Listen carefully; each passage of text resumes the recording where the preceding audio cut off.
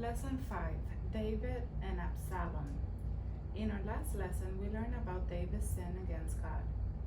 Though God forgave King David, God told David that problems will come within his own family because of his sin.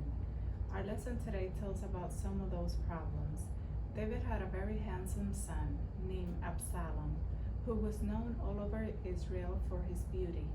From the sole of his foot to the crown of his head, there was no blemish in him, and he was also known for his long hair.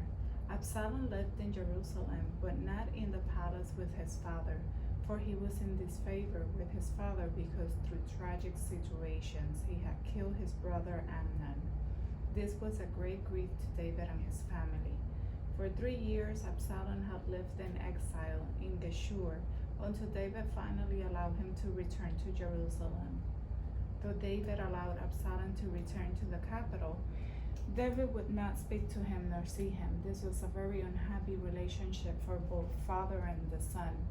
David, no doubt, often remembered that God had said he would have trouble within his own family. Bitterness slowly seeped into Absalom's heart. After 2 years of living in Jerusalem and not seeing his father nor receiving forgiveness from him, Absalom decided to send for Joab to ask him to arrange for a meeting with him and his father. But Joab will not even come to see Absalom. So to force Joab to come to see him, Absalom commanded his servants to set Joab's burly field on fire. This made Joab so angry that he came at once to see Absalom. "Why have your servants set my burly field on fire?" Joab demanded. "Because I have sent for you repeatedly and you have not come. Why am I here in Jerusalem if I cannot see my father? It would have been better for me to have stayed in Geshur. I want to see my father, and if there be iniquity found in me, he can put me to death," Absalom said. When Joab told King David what Absalom had said, David immediately sent for Absalom. The young man, Absalom, prostrated himself before his father, and King David kissed his son. It was a very emotional meeting. Though David did not approve of Absalom killing his brother, David did forgive him and allow his son to come back to the king's court. But even then, Absalom continued to remain bitter and rebellious towards his father. In fact, Absalom decided he wanted to be king of Israel instead of his father David. He probably felt that since David was an older man and had been king for many years, it was time for him to move aside as king. Absalom began to plot how he could take over his father's throne. He began to ride around Jerusalem in a special chariot pulled by beautiful horses and 50 men running before his chariot. He honored himself this way, hoping to be accepted by the people as their king. He was very proud of his beautiful thick hair, which he could only cut at the end of every year. By then it was so heavy that the cuttings weighed 3 to 4 pounds. In order to win the favor of the people, Absalom arose early each morning and stood beside the gate of the palace where the people came to see King David about their problems and their grievances. Absalom graciously greeted all the people before they saw King David, and he made it a practice to always sympathize with their troubles and lament to them the fact that the king had no one to take care of their problems. "If I were the judge in his land," Absalom told them, "I will see to it that you got justice." When anyone started to bow to him, he pulled the person to him and kissed him. Absalom diligently worked to win the favor of the people of Israel. As Absalom exalted himself in this way, he slowly undermined the people's loyalty to his father. The day finally came when Absalom was ready to rebel openly. He asked his father for permission to go to Hebron, as he said, to fulfill a vow he had made to the Lord while in exile. David gave him permission, little realizing that Absalom was lying. In reality, Absalom was going to Hebron to set himself up as king of Israel in opposition to his father's kingship. Absalom sent spies throughout all the tribes of Israel, inviting the people to follow him in his rebellion against King David. Many people joined in with Absalom's rebellion. Even Ahithophel, David's most trusted counselor, forsook David to follow Absalom. Perhaps David's sin with Bathsheba had made them lose confidence in their king. You can imagine how King David felt when a messenger came to the palace in Jerusalem and told him that his son, Absalom, had stolen away the hearts of the people and was trying to usurp the throne, and that many of David's loyal subjects were now ready to support Absalom as king over Israel. No doubt David remembered the prophecy which Nathan had spoken, saying that the sword will not depart from David's house. In other words, there would be bloodshed in his own household. Already there had been bloodshed when Absalom killed his brother Amnon, and now David may have to fight against his own son Absalom. David realized he was now reaping the sad and tragic results of his sin with Bathsheba. The illustration is told of a farmer who told his son to drive a nail into the post every time he did something wrong. The son did that, and then the father told him that when he asked forgiveness for his wrong, he could then pull the nail out of the post. And the son did that. As time went by, the post had many nails that were later pulled out. One day the son remarked to his father, "The nails are all out of the post, but it has left the post scarred with all those holes." The father replied, "Yes, son, that's the way life is. Though God may forgive our sins, the scars of our sins will remain with us." David was learning that the scars of his sin were left in his family.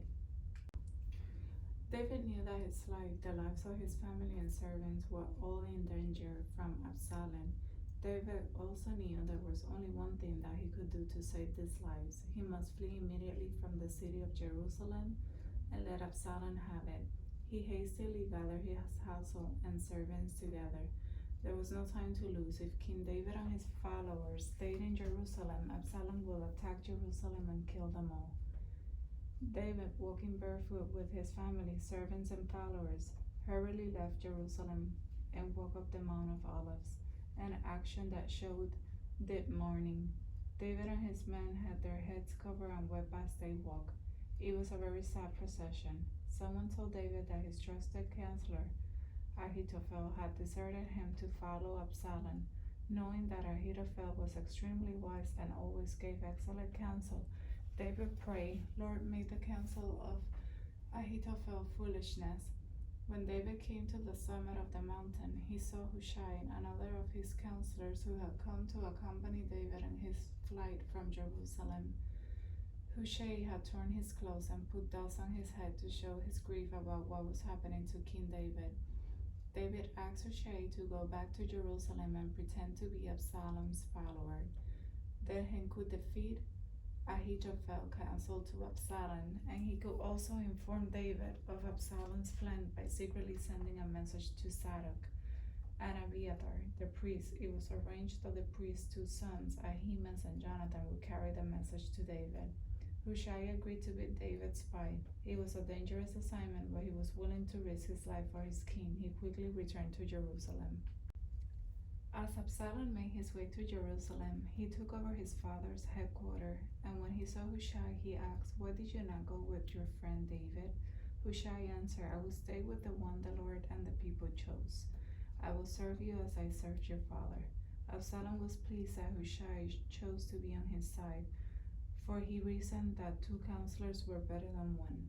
Absalom first consulted Ahithophel, who outlined a plan for Absalom to follow.